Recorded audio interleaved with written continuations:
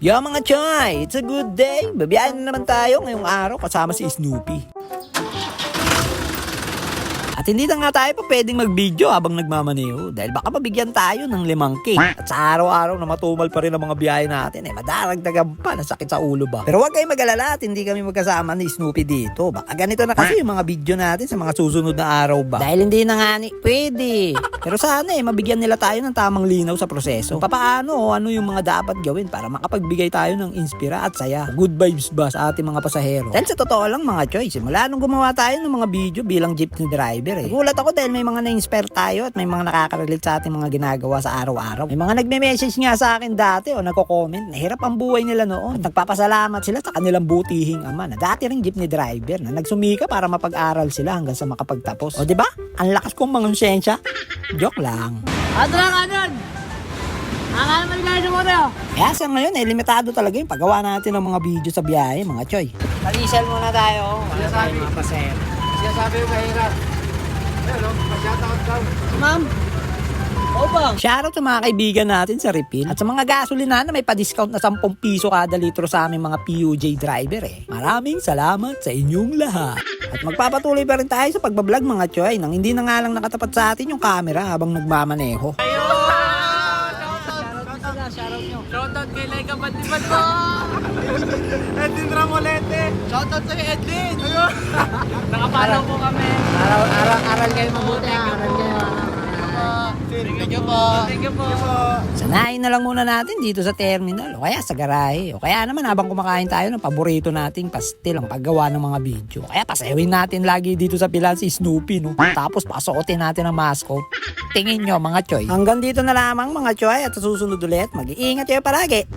Woo! Yo mga choy, babiyahan na naman kami ni Snoopy pero bago yun may dala-dala kaming corn dog at ibebenta namin to sa mga pasahero o sa mga kapwa natin jeepney driver. Para naman meron siyang extra income dahil hindi sumasapat yung ilang dakot na barya yung mga binibigay ko sa kanya Sabi ko nga kung gusto niya pati boundary sa kanya na Ayaw niya naman. Bali ibebenta namin siya ng 15 pesos isa at buy one take one na siya mga choy for only 30 pesos lang. Tara na. Let's go. Bumiyahe at magtinda ng corno. Medyo pahirapan pa rin kasi mamasahero kaya kailangan namin ni Snoopy gumawa ng mga paraan para kahit papaano sa maliit na halaga may pangdagdag kita ba. Si Kuya Ogie ang unang nakatikim ng corn dog ni Snoopy. Panalo! Hindi namin siya sariling gawa mga choy. Nangkat namin siya sa isang kaibigan. Pinatungan lang ni Snoopy ng konting tubo at yung kikitain sa kanya na yun dahil siya rin naman ang mag-aalok-alok sa mga pasahero at driver. O diba? Kikita na siya sa pagkukonduktor. Kikita pa siya sa pagnenegosyo. Kaya isang dakot na lang siya sa akin mamaya. Nag-aalangan pa nga siya dahil baka hindi raw mubra. Kaya sabi ko sa kanya hindi naman natin malalaman ng isang bagay kung hindi natin susubukan. Diba? Tsaka siya naman ang mag-aalok, hindi ako Kaya ayos lang yan. Okay? Okay. Sige mo ka na yung pulis siyempre. Pulis. Takot siya kasi may mga pulis daw. Baka sitayin siya. May phobia sa pulis. At habang nakapila kami sa terminal nag-iikot-ikot siya. Grabe nga yung determinado ni Snoopy mga choy. Talagang humanga ako sa kanyang abilidad. Kaya mukhang tingin ko hindi ko na siya bibigyan ng talent fee. Dadakutan mamaya. Salamat lang bilang kaibigan Sapat na siguro yun. Corndog dyan o.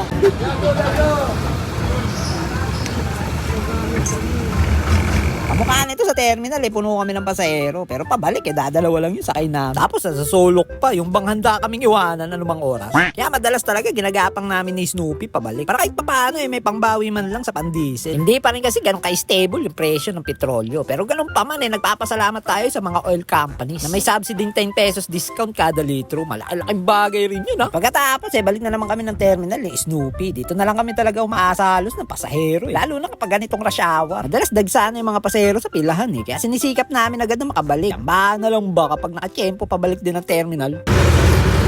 Yun, magandang gabi mga choy. Sana na yung natira sa atin, pre. Bago nga kami gumarahe may ilan pang mga natira. At hindi pa rin daw susuko si Snoopy. Papaubos niya raw lahat. Yun, mga choy, pauwi na kami. Ay si Snoopy nag-aalok na ng corn dog.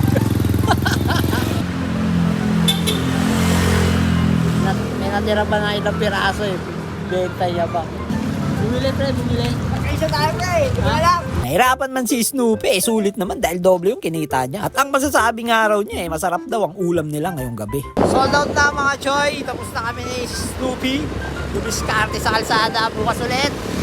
Paalam!